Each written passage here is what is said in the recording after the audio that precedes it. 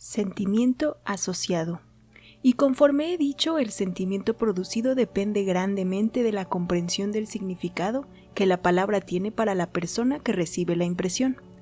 Por ejemplo, en el caso de la palabra amor, supongamos que el término es fuerte y sentimentalmente sugerido a cierto número de personas al mismo tiempo y del propio modo.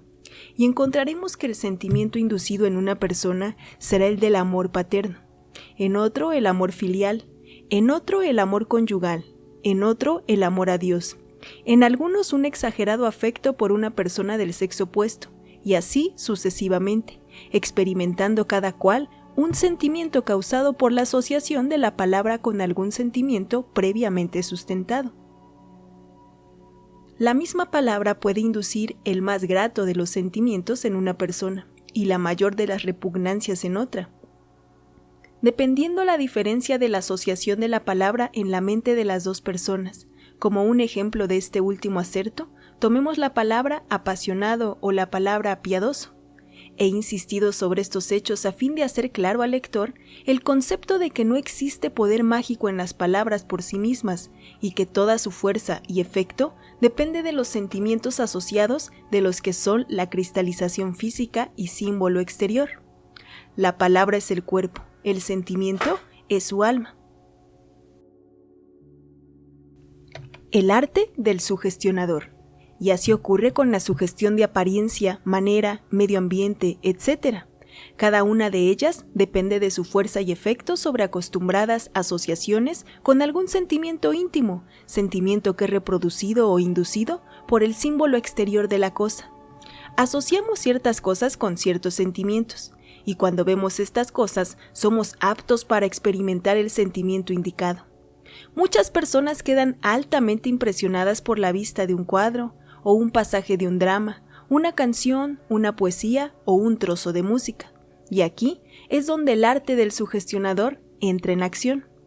Observa escrupulosamente y descubre que ciertas palabras, tonos, maneras, apariencias, acciones, movimientos, etc., están asociados en la mente del pueblo con ciertos sentimientos o ideas. Y así, cuando quiere reproducir, producir o inducir en otra aquellos sentimientos o ideas, reproduce sencillamente los asociados símbolos físicos en palabras, maneras, movimientos o apariencias, y el efecto se produce.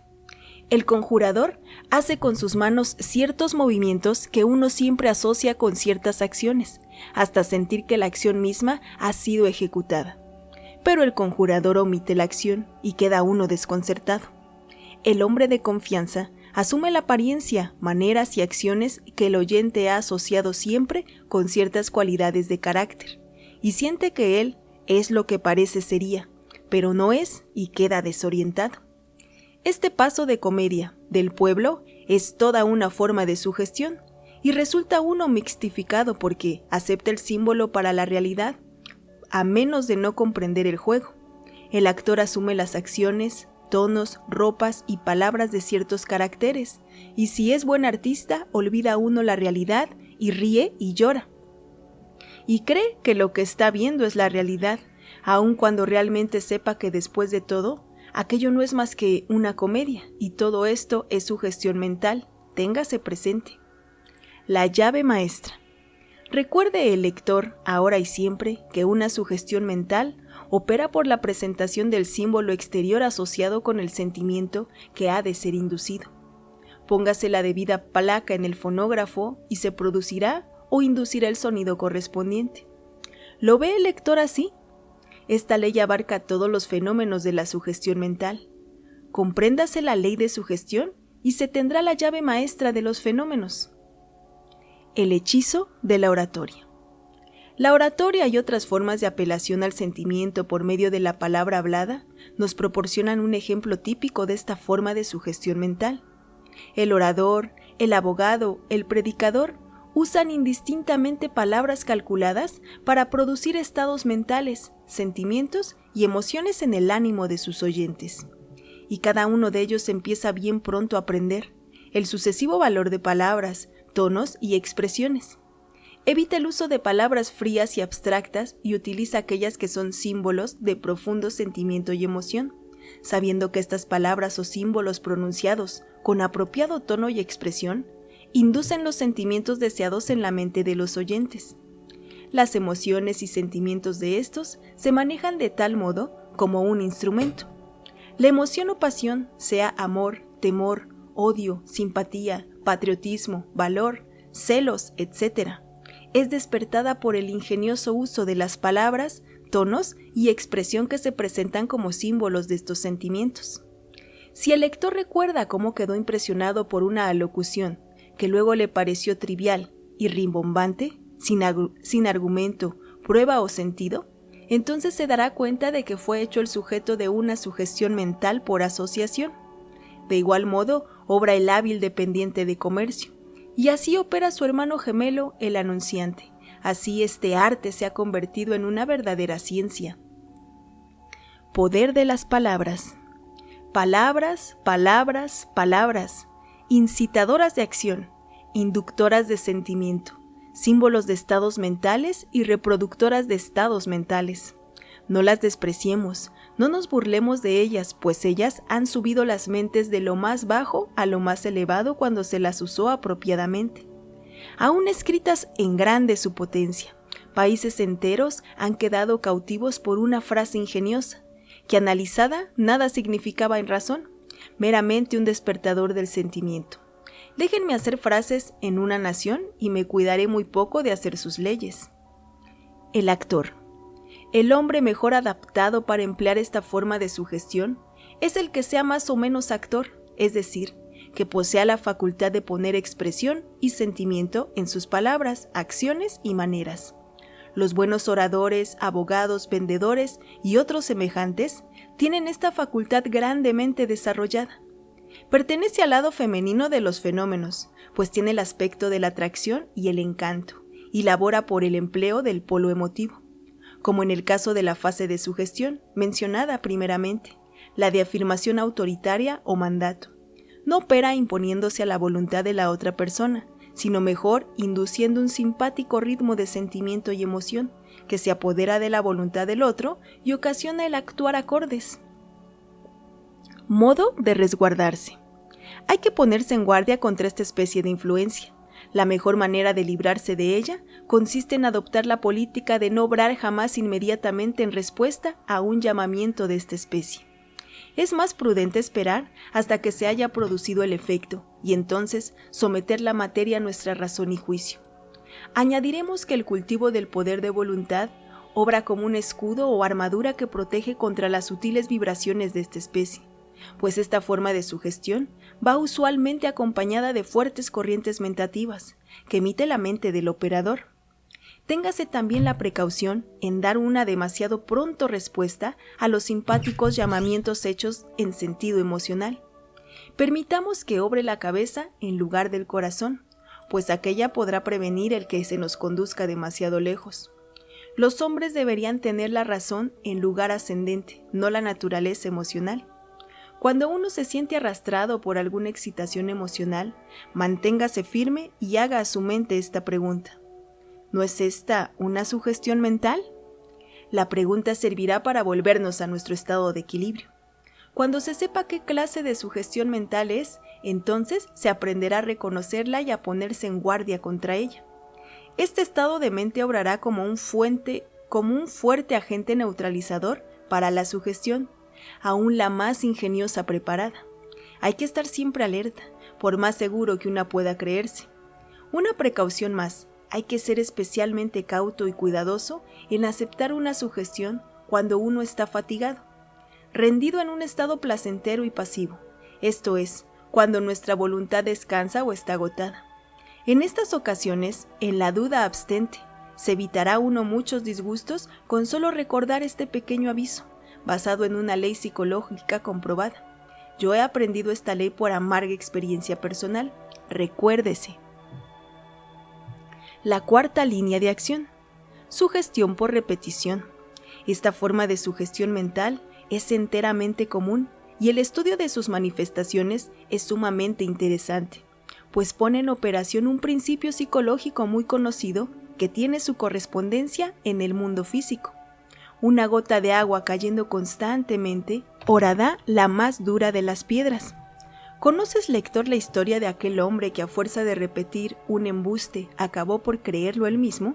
Pues bien, este es un hecho psicológico.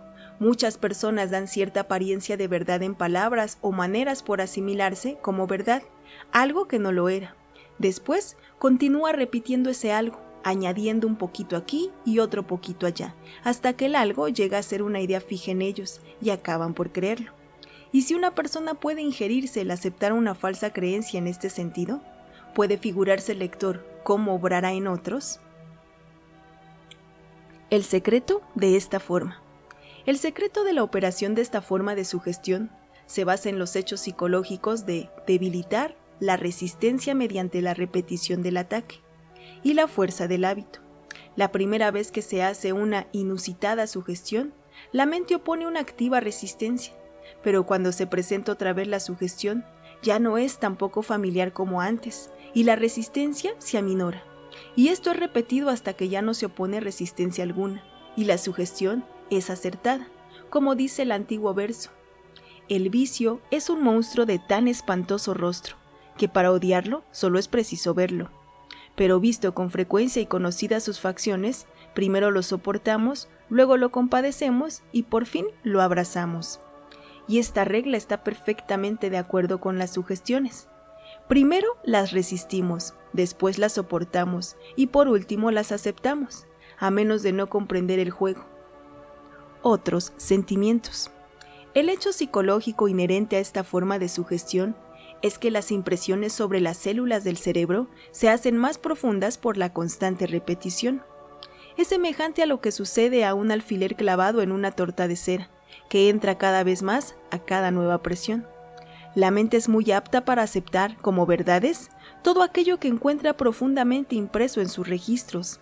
Ha adquirido la costumbre de encontrar estas impresiones profundas solamente cuando éstas fueron hechas por repetidos esfuerzos de su propia inteligencia o juicio o experiencia, y así, cuando encuentra estas impresiones profundas que fueron colocadas allí por repetidas sugestiones de otros, no se halla en aptitud de desecharlas y se ve sintiendo aquellas cosas que fueron repetidamente impresas sobre ellas.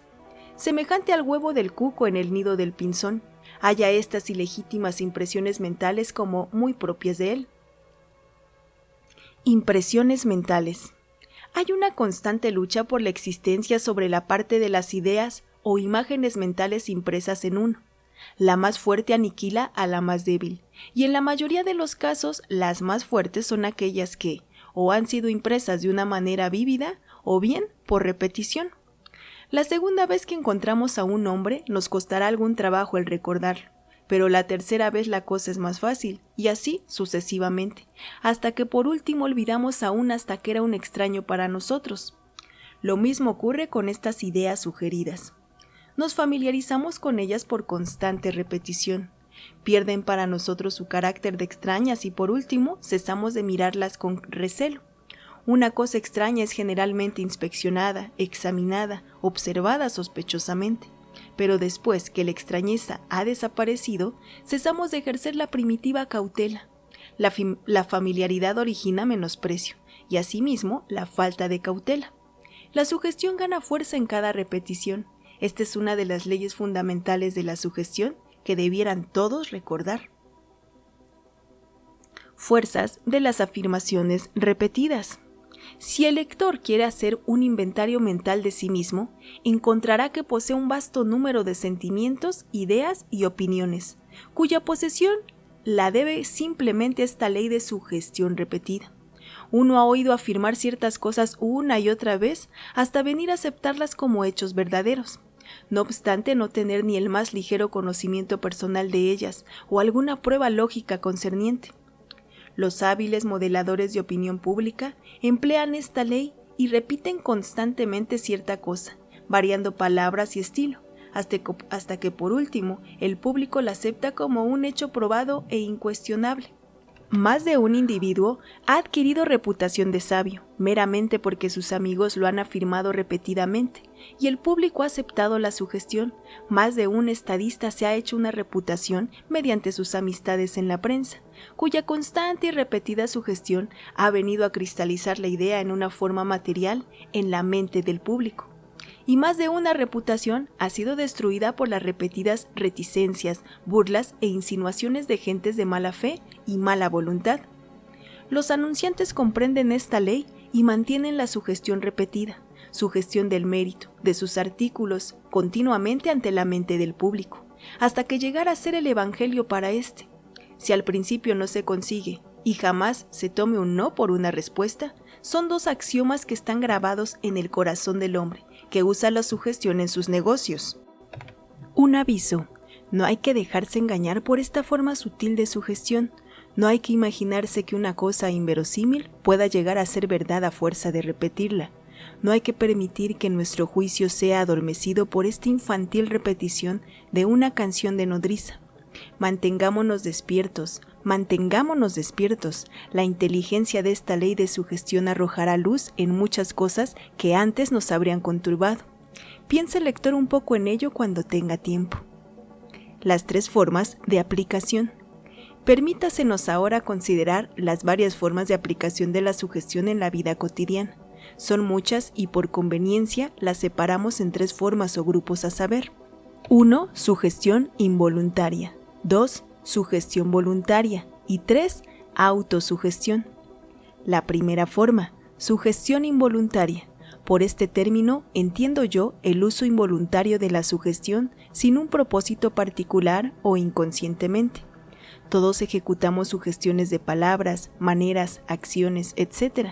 en cada momento de nuestra vida, y estas sugestiones son constantemente aceptadas por aquellos que nos rodean.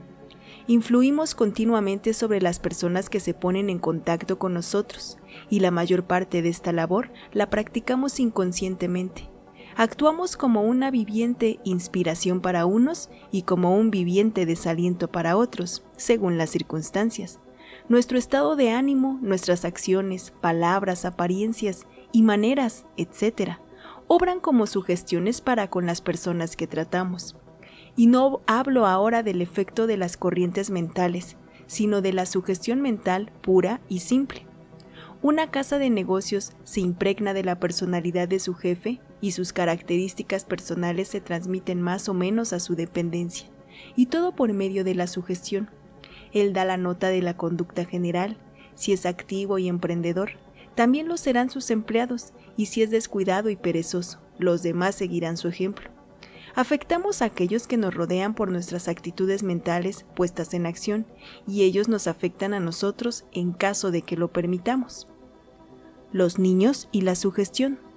Los niños son muy susceptibles a la sugestión de esta clase, como buenos imitadores naturales, y pronto toman la actitud mental de los padres para con ellos. Si los padres tratan al niño como a una criatura indomable, el niño responderá si se le considera obstinado, etc. Caerá en la sugestión y se aumentará la perturbación original. La gente habla delante de sus hijos sin percatarse de que aquellas pequeñas mentes son muy sugestionables y están constantemente tomando el color sugestivo de aquellos que les rodean. Y debiéramos procurar a nuestros hijos el mejor, el más positivo, optimista y animoso estado mental. Debiéramos evitar darle al niño la impresión de que es malo, o pícaro, o engañoso, o tímido, o algo de esta especie. El niño aceptará siempre la sugestión que viene de una fuente a la cual naturalmente acude para informarse, y no vacilará en proceder a efectuar la sugestión y realizar las palabras de los padres como una verdad. Sembremos la semilla sugestiva que deseemos ver germinar en la realidad y seamos cuidadosos en la selección de la mejor especie. Este punto de la sugestión de los niños, tratado aquí a la ligera, merecería llenar por su importancia un volumen entero. Regla de la sugestión involuntaria. He aquí la regla de la sugestión involuntaria. Nuestras palabras, acciones, maneras, tonos, apariencia y personalidad general producen sugestiones en aquellos que nos rodean, induciendo estados mentales en concordancia con ellos. Por consiguiente, desempeñemos tan solo el carácter que queramos imprimir en la multitud y actuemos de la mejor manera que sepamos. El mundo relaciona al individuo con la parte que está desempeñando de acuerdo con las sugestiones así efectuadas y a veces recae sobre nosotros. Un veredicto mucho mejor que el que con justicia merecemos. A veces es peor del que merecemos, pero, a todo evento, nuestra actitud mental, reflejada por nuestras sugestiones involuntarias, habrá originado el veredicto cualquiera que éste fuere. Por consiguiente, modelemos una correcta actitud mental basada en un ideal de la parte que queremos desempeñar, y entonces representemos esta parte con la mayor habilidad que poseamos. Fijémonos mucho en la apariencia externa del papel que estamos desempeñando, pues esto es lo que el mundo ve primero, después y todas las veces, y somos juzgados por nuestra subjetiva labor y acción escénica. Desempeñemos nuestra parte, pues de esto depende el veredicto del público. La segunda forma, sugestión voluntaria. Esta forma de la aplicación de la sugestión se manifiesta en casos en los cuales la sugestión es hecha a propósito y deliberadamente, con el fin de impresionar a otras personas. Sus manifestaciones pueden ser agrupadas en 3 clases del modo siguiente: tratamiento sugestivo, sugestión hipnótica y sugestión en forma de influencia personal. Tratamiento sugestivo. Por tratamiento sugestivo quiero significar la práctica de la sugestión mental usada como una forma de tratamiento para enfermedades, deficiencias mentales, etc. El tratamiento para las enfermedades cae bajo la jurisdicción de la terapéutica sugestiva, a la cual dedicaremos una lección entera. El tratamiento por sugestión para las deficiencias mentales es una rama de la ciencia que va extendiéndose rápidamente. Durante algún tiempo este hecho estuvo oscurecido por su equívoca relación con el hipnotismo, pero en la actualidad, que forman ramas separadas, el tratamiento va siendo usado en grado sorprendente por hombres de ciencia en todas las partes del mundo. Su principio estriba en el hecho de que los centros y células del cerebro pueden engrosar, desarrollarse y aumentar por medio de sugestiones apropiadamente dirigidas, de tal modo que uno puede ser rehecho mentalmente. Pueden ser inducidas nuevas cualidades y disminuidas otras perjudiciales. Los hábitos y rasgos discutibles pueden ser eliminados y sustituidos o inducidos por otros más ventajosos. Las maravillas de esta forma de psicología práctica se extienden rápidamente, y una gran era se presenta ante nosotros en esta rama de la ciencia. Yo he hecho muchos experimentos en este sentido, con resultados sorprendentes durante los últimos 7 años, y me propongo hacer públicos estos resultados en fecha no muy remota. El amplio principio del tratamiento radica en el hecho de que los estados mentales inducidos por apropiadas sugestiones tienden a ejercitar y desarrollar la porción del cerebro en que ellos se manifiestan. De aquí que, comprendida la teoría y aplicado y adoptado el mejor método, el resto del tratamiento viene a ser tan sencillo como el desarrollo de cualquier músculo del cuerpo mediante un ejercicio apropiado. Sugestión hipnótica. La sugestión en el hipnotismo es un sujeto al cual aludiré meramente, pues no es este un manual de hipnotismo. Será suficiente apuntar que el hipnotismo es una combinación del uso de la energía mentativa, en cierta forma, con la sugestión. La voluntad del sujeto hipnótico es dominada por la mentación y las sugestiones son producidas entonces. Es un hecho psicológicamente probado que en la condición hipnótica todas las sugestiones adquieren un efecto altamente exagerado y una sugestión que acaso no hubiera sido notada en el estado ordinario se convierte en una poderosa fuerza motriz para un individuo en el estado de hipnosis. En ese estado se aceptan las más absurdas sugestiones y se actúa sobre ellas, se cobijan las más extrañas ilusiones y las sugestiones de acción futura, poshipnóticas, se hacen efectivas.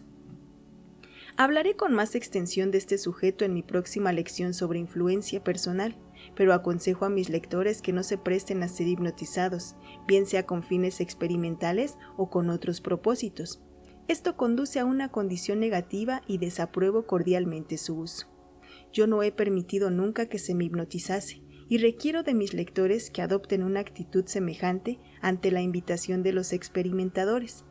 Los mejores efectos de la sugestión pueden ser obtenidos sin la hipnosis, siendo esta meramente un estado anormal y morboso, altamente perjudicial para las personas normales. La tercera forma, autosugestión. Por este término queremos significar la sugestión de sí mismo o las sugestiones dirigidas por uno su propia mente. En esta una de las más interesantes fases del sujeto, que trataré con la debida extensión en mi última lección sobre arquitectura mental. Por medio de esta autosugestión, muchos hombres se han rehecho mentalmente y han llegado a ser lo que querían ser. Sus principios son precisamente los mismos que los de las otras formas de sugestión, excepto que el tratamiento se lo administra uno a sí mismo en lugar de dárselo a otros. Sentimientos y razón. Un eminente profesor del uso de la sugestión en asuntos mercantiles, hablando del efecto de la sugestión como inductora de los estados mentales, dice: puede hacerse pensar a un hombre lo que uno desea si se apela a sus sentimientos o elevada naturaleza, aun cuando nos dirijamos a su juicio ordinario. En este sentido, podemos desorientar su razón lo suficiente para hacerle cometer cualquier acción de la que un hombre es capaz. Y este profesor está perfectamente en su acerto, aun cuando sigue la antigua idea de la mente subjetiva e identifica el sentimiento con la elevada naturaleza, en vez de tratarlo como perteneciente al polo emotivo de la mentación, cual yo lo hago, y perdóneseme si me atrevo a sugerir que el citado acerto hubiera estado un poco más acerca de la verdad de ser expresado así. Podemos hacer sentir a un hombre lo que nosotros queramos si apelamos a su mentalidad emotiva. Psicología del comerciante. Los profesores de psicología mercantil instruyen con gran habilidad a sus alumnos en el arte de la sugestión, con el propósito de hacer ventas y operaciones mercantiles. Instruyen al comerciante para que primeramente atraiga la atención del cliente, luego que excite su interés, después que despierte el deseo y finalmente que cierre la operación. Estos pasos en la psicología del comerciante aplícanse igualmente a la ciencia del anuncio o a cualquier otro llamamiento a la mente de la multitud y son lógicamente correctos. Una vez ganada la atención, la mente se hace más o menos receptora. En tal estado se despierta el interés y un grado mucho mayor de receptividad es inducido. El interés conduce gradualmente al deseo inducido por la sutil sugestión de palabras y la presentación del artículo en venta. Y por último, cuando el debido estado psicológico se ha conseguido, el práctico vendedor, gentil pero firmemente, da la positiva sugestión de autoridad o mandato, señalando al cliente el pie de la factura donde debe poner su firma, usando así la sugestión en sus dos líneas de aquiescencia e imitación, y la operación queda hecha. No se ha suscripto jamás el lector gracias a la solicitud de un buen corredor. Pues bien, si ha sido así y echa una mirada retrospectiva sobre el procedimiento, verá cómo la mencionada regla opera en la práctica. 1. Atención. 2. Interés. 3. Deseo. Y 4. Venta. Estos son los pasos del tráfico por sugestión y los mismos los del anuncio. Grande es la sugestión en los negocios. Sugestiones de agentes. Los que emplean agentes en grande suelen tener escuela para su enseñanza, en las cuales los principiantes adquieren el beneficio de las experiencias de los decanos en los negocios, y algunos de estos decanos han dado punto de sugestión en sus lecciones. A la gente se le explica cómo actúan las diversas clases de gentes, las objeciones que probablemente pueden oponer o cómo el agente experto puede arrollar estos obstáculos por una hábil labor, incluyendo naturalmente el inteligente uso de la sugestión. He hablado con varios hombres sobresalientes en esta línea y siempre para mí fue una fuente de admiración el detalle del uso de la sugestión manifestado por ellos en la tarea. El término medio de las gentes quedará sorprendido por las ideas avanzadas y el conocimiento poseído por algunos de estos hombres. Desearía tener espacio y tiempo para decirle al lector otras cosas que he aprendido en este sentido sobre la sugestión en los negocios, pero este no es un tratado de sugestión mercantil y debo ser conciso. Creo haber dicho lo bastante, de todos modos, para dar una idea de la materia. Sugestiones de anunciantes. Y también en la ciencia del anuncio se hace constante empleo de la sugestión, usualmente consciente y premeditada. Esta es enseñada en los cursos y escuelas del anunciante, y los alumnos imponen perfectamente de la materia. El uso del mandato directo, como le llaman los anunciantes, es muy común. Se ordena a los agentes de un modo positivo que hagan ciertas cosas. Se les dice: lleve usted una caja de jabón higiénico. a su casa, su esposa lo necesita, y así lo hacen, o ven la mano de un mono que señala una marca puesta debajo y el mono grita figuradamente: «Deténgase usted, fume los cigarrillos del Cosmopolita, los mejores del mundo». Y la primera vez no hacemos caso de la orden, pero ante la repetida insinuación caemos en el lazo y fumamos cigarros del Cosmopolita, hasta que surge una nueva sugestión. Sugestión por autoridad y repetición, entiéndase bien. Psicología del anuncio. Cierto escritor, tratando de la psicología del anuncio, aconseja, entre otras cosas, que los anuncios del artículo de comer y beber contengan palabras encaminadas a inducir la sensación del gusto en la mente de los lectores. Dulce, refrigerante, sabroso, nutritivo, etcétera, etcétera. ¿Cuán sugestivas son y qué efectivas? ¿Que cómo actúan? Pues así, léase lo que sigue. Un hermoso y gran vaso de limonada, puro, ácido cítrico, puede usted tomarse ahora mismo. Imagínese, lector, estas palabras al pie de un cartelón donde hay un hombre que exprime en la boca un limón gigantesco. ¿Y qué es de uno? Pues sencillamente la boca se nos llena de agua ante el imaginado gusto del zumo de limón. Se cuenta que un niño chupaba un limón enfrente de unos músicos callejeros. Se fijaron los pobres murguistas y la afluencia de la saliva les impidió seguir. Psicología mercantil. He conocido comerciantes de artículos veraniegos que han forzado la estación llenando sus escaparates con el artículo prematuro. He visto sombrereros adelantar la época de los sombreros de paja, llevándolos ellos, sus dependientes y unos cuantos amigos. Esta exhibición de sombreros produjo la esperada sugestión en la calle, y la estación de los sombrereros de paja quedó abierta. ¿Han comprendido los comerciantes la sugestión? Pues tanto mejor para ellos. Hasta los vendedores callejeros la comprenden. De los niños que venden periódicos, no todos siguen la misma práctica. Algunos dicen: ¿desea usted un periódico, caballero? O peor todavía: ¿no querrá usted un periódico, caballero? Otros, por el contrario, afirman osada y confiadamente: aquí tiene usted su periódico, caballero, y nos lo meten debajo de las narices y lo tomamos. Sugestiones aceptadas. Vi jugadores de bolos que han hecho una mala jugada porque cualquier espectador les sugirió aquel falso golpe. Lo mismo sucede en salones de tiro. No tiene uno más que echar una mirada en torno suyo y verá este caso repetido en todos los tonos. Y recuérdese que todo es sentimiento inducido. Esta es la llave de todas las manifestaciones de la sugestión. Pongámonos en guardia y finalmente sé de un niño que ejemplarizó la ley de la sugestión una tarde de carnaval, colocando a la espalda de otro compañero un cartelón que decía: «Pégueme usted». El niño del cartelón tuvo que refugiarse en una portería. Sugestión entre abogados. Los abogados prácticos usan la sugestión sobre todo en el examen e interrogatorio de los testigos. Sugieren cosas a un testimonio sugestionable y coartan y conducen su voluntad a admisiones y afirmaciones que no intentaban hacer. A veces afirmaciones que no son estrictamente correctas. Los tales suelen decir: «¿Usted hizo esto o lo otro? ¿O usted vio lo que estoy diciendo? No, eso es». Y esta directa afirmación hecha de una manera autoritaria causa la afirmación del testigo. Desconfíese siempre de estas maneras autoritarias, de un abogado o de cualquier otro. Están calculadas para conducirle a uno a la aquiescencia, pues al hombre es un animal obediente y es mucho más fácil decir sí que no, sobre todo cuando nos piden el sí. Un uso peligroso.